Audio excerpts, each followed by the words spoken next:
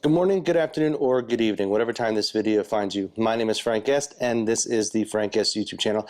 Today we're going to be going into a video review of the Bose Video Bar VB1. Let's get into it. So if I can get you some nice close-up shots of the Bose soundbar here. You can see it's pretty sleek looking, nice and slender. Come over here, we do have a mute indicator and a Bluetooth, so you can actually sync to this with Bluetooth. You can see there's the network connection on there. You've got the power, you've got a analog audio in, you have some control inputs, which are nice. You have your USB-C input, and then over here hiding on the side is the HDMI output. Not a bad looking soundbar at all, in my opinion. Welcome to my boardroom. I am currently sitting about 16 feet away from the soundbar. You can see from my video camera, you can see the soundbar sitting right in front, and you can see this long boardroom-ish, incredibly messy table. And right now, obviously, the video is coming from my camera, and it is coming from my lapel microphone that I have right here. Let's go ahead and let's switch to the soundbar. And now I'm here with the soundbar. You can see that the soundbar is a little bit zoomed in, and again, you can see my mess a little bit better. And if I turn my thing like this, and if I come over here, it should follow me. 1, 2, 3, 4, 5, 6, 7, 8, 9, 10. Auto framing. 1, 2, 3, 4. Nope, there it goes. There it goes.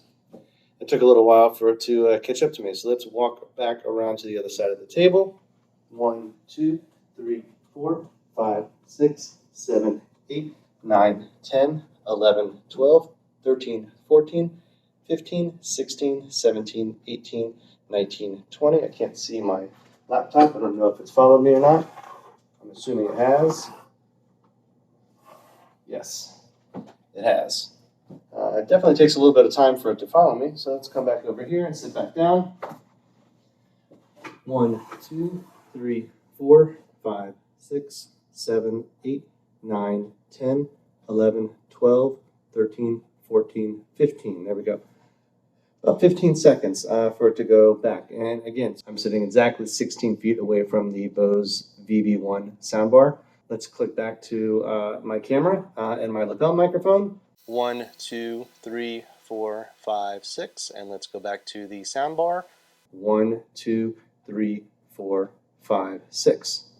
Let's switch back to my camera and my lapel microphone so you can hear me a little bit better. Let's go into the specs of this camera really fast. So this is an all-in-one USB solution, which means there is a microphone, there is a camera, and there are speakers on it. It has a 4K Ultra HD camera. It has signature Bose sound quality. It has 6 beam steering microphones, not beam forming microphones, beam steering microphones. It has group mode auto framing. It's got remote management. It is elegant and low profile, which yes it is. It is a single cable, and the single cable is quite long. So I've actually got it running all the way from the soundbar to here, and like I said before, we're about 16 feet.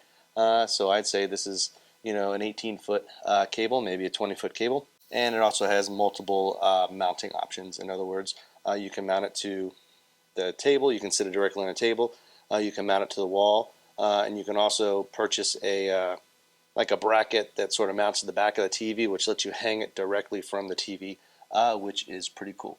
Bose recommends this soundbar for what they say on the website here, a small to medium-sized conference room. It does say on here that it can work in medium-sized rooms up to 6 by 6 meters, or which is 20 by 20 feet. And like I said, I am about 16 feet, and you heard what it sounded like before. We'll go on and we'll do a couple more audio checks. I'll move around the room, and I'll, you know, go up a little bit closer to the soundbar on this side and a little bit closer to the soundbar on this side. But right now, let's go into the techie, geeky stuff, which I like so much. When you first install the soundbar, you do want to connect your USB cable to your laptop, and you want to download the Bose Work Configuration software. And there's actually a lot of stuff that you can do in this. If you guys have seen my videos on the Jabra Panacast 50 or the multiple Poly all-in-one soundbars that I've shot videos on. Their video software that they have, or their configuration software, is pretty simple. Where this one's pretty simple too, but you can do a lot more with this, which I like a lot. You can go into the camera settings. You can adjust the pan, the tilt. You can do some presets, which is kind of nice. There's auto framing. You can turn auto framing on. You can turn auto framing off. You can tell whether you're going to be whether you're going to be sitting, whether you're going to be standing. And you can adjust the zoom speed, whether you want it to be slow, normal, or fast. And I currently have it set to fast. The pan tilt speed is slow, medium, or fast. And again, I've got it set to fast. And the auto frame border size, you can do small, normal, or large. I had it set to normal. We'll go through and we'll do a couple recordings. Currently, this is from my camera, not from the soundbar.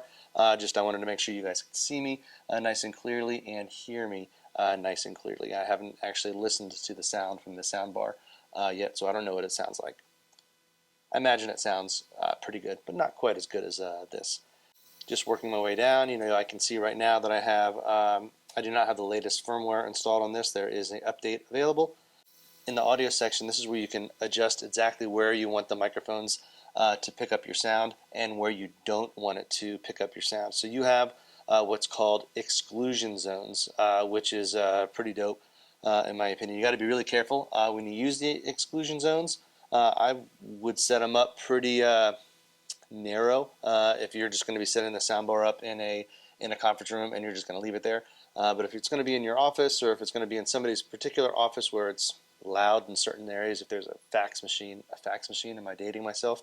If there's a copy machine or something that's over there that makes a lot of noise, you can actually make that sound completely disappear, which is really neat, and I'll test that as well when I get into that. And you can set up the size of the room as well. So you can go into the room configurator and you can say how wide the room is and how deep the room is. And right now I currently had the where it's set to the width was in the middle and the depth was closer to the minimum. So I'm actually going to raise that up here. And when I'm changing the depth, I can actually see the beamforming microphone go way past me, which is really neat. So I'm actually going to bring that right back to where I see my head is, and that should be perfect. And then we're going to adjust the width of the room, which is really nice as well. And while I'm doing the width of the room, I can 100% see everything here, which is super nice. And you can also change your beam types to dynamic or static.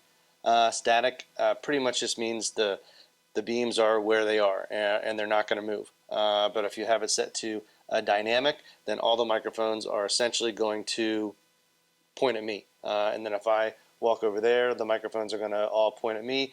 And if I walk over there, the microphones are all going to point at me.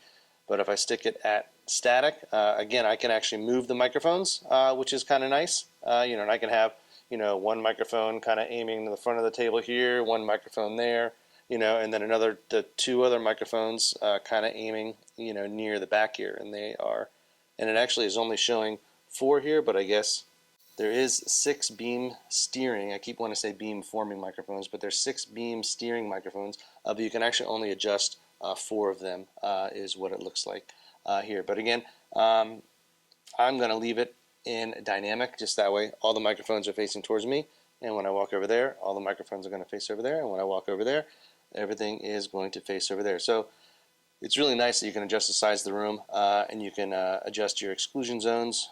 I'm actually going to make my exclusion zones a little bit smaller, so that way I can be literally right by the microphone, which is nice.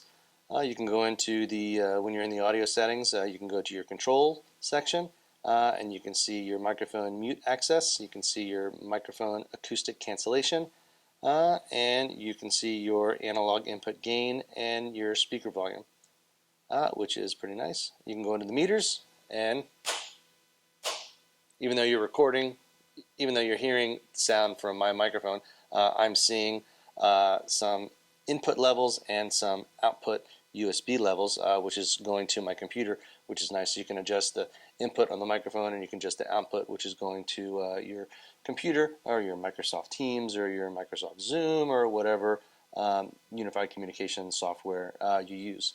So let's jump back into the soundbar, and I will walk around the room a little bit and get a little closer and get a little further away. Here I am coming from the Bose soundbar. I'm literally 3 feet away from it. This is audio and video from the Bose soundbar. 1, 2, 3, 4, 5. And now it's audio and video from my Sony camera. 1, 2, 3, 4, 5. And back to the Bose soundbar. 1, 2, 3, 4, 5. Moving down the table, I'm approximately 7 feet away from the Bose soundbar, and this audio and video is coming from the Bose soundbar. 1, 2, 3, 4, 5. Now back to my camera and lapel microphone. 1, 2, 3, 4, 5. And now back to the Bose soundbar. 1, 2, 3, 4, 5. Now back to my camera. I'm still about 7 feet away, but on the other side of the table. 1, 2, 3, 4, 5. And now the Bose soundbar. 1, 2, 3, 4, 5. From my camera again. 1, 2, 3, 4, 5. Now back to the Bose soundbar. 1, 2, 3, 4, and 5. And again, I am incredibly close to the soundbar right now. Okay, so this is a recording directly from the soundbar, just like all the other ones have been. But I'm going to adjust the exclusion zone. So I'm going to go 1, 2, 3, 4, 5. Now I'm in the exclusion zone. 1, 2, 3, 4, 5. Now I'm no longer in the exclusion zone. 1, 2, 3, 4, 5. Back in it. 1, 2, 3, 4, 5. Now I'm outside of the exclusion zone. 1, 2, 3, 4, 5. And I'm adjusting it live from my laptop here. Okay, I turned the auto framing feature back on so you could see me a little closer. I went back and listened to that. And when I was in the audio exclusion zone, didn't completely make my voice disappear. It just made me sound a little bit quieter. And then, of course, when I brought myself out of the audio exclusion zone, you could hear me just like you're able to hear me right now. So I have seen some other soundbars with acoustic fencing, they call it, where it works a lot better than this one. But this one works. It just makes it a little bit quieter. I wanted to jump back into my Sony camcorder and my lapel microphone just so you can see and hear me a little bit more. I'm not going to do any kind of audio processing in this, so you're going to hear exactly what I sound like when I'm recording from this microphone and exactly what I sound like when I'm recording from the soundbar. A few go backs on this soundbar. One thing which I did not mention is on this soundbar, which is a great feature which I haven't seen on any of the other soundbars that I have done reviews on, is this soundbar has a HDMI output on it. So therefore, with this single USB cable that I have plugged into my computer, I can access the camera, the microphone, the speakers, and I can share content from my laptop to a display. For instance, here I have a projector above my head, but if I had a television, if the soundbar was below a television, there's an HDMI out on the back of the soundbar, and you could go out of that HDMI and into the HDMI on the television, and you would have content, which definitely gives this bonus points in my opinion. The video quality on this seems to be fine and nothing for me to complain about. The audio quality on this, again, I have nothing, no issues with the audio quality on it. The aesthetics of it, the way the soundbar looks, I think it's a nice looking soundbar, and you've got 3 ways to mount it. So far all pros. I do have one pretty significant con with it. Well, there's a slight caveat to that where the con doesn't matter too much to me anyways, is the auto framing on this really doesn't work anywhere near as well as the Poly USB Studio or the Panacast 50. And I'll put links to those in the description above, or I'll put links to those in the description below, as well as a direct link to this soundbar. So those are all the pros, and those are all some pretty good pros. It looks good, sounds good, feels good. It's heavy. It's actually the heaviest of the of the 3 soundbars that I've tested. But with this one taking up to 20 seconds for me to, if I'm going to move and it's going to take up to 20 seconds, I don't know if I like that very much. But I have soundbars like these in lots of conference rooms and in lots of offices. But that feature, I actually have that feature turned off in about 90% of the installations where I have these soundbars. I literally have it set. All the soundbars, you can set presets, or you can do preset 1, preset 2, preset 3, or you can just set it on a static image. And that's, like I said, how I have 90% of these soundbars, and I've got close to 100 of these, in different conference rooms and in different offices, all around the DC metro area. As far as for my purposes, that con is outweighed by the pro of the HDMI output on it. The HDMI output is great because if you want to have one of these in either your office or in your conference room, you need to be able to get content to the display or the projector in the room. And if you have to extend USB and HDMI, or you just extend USB, that is a winner. And all these soundbars are all priced, roughly the same. So I like this soundbar, and the fact that it doesn't follow me very well really doesn't bother me that much, but it may bother you. I want to thank everybody for watching this video. If you made it this far, please be sure to give it a thumbs up. And if you have any questions at all, please leave them down in the comment section below. If there's a feature of the soundbar that I didn't test and you would like me to test, ask me, and I'll shoot a video just specifically on that one portion for you. So again, if you like the video, please give it a thumbs up. If this is your first time to my channel, please subscribe. Have yourself a wonderful day.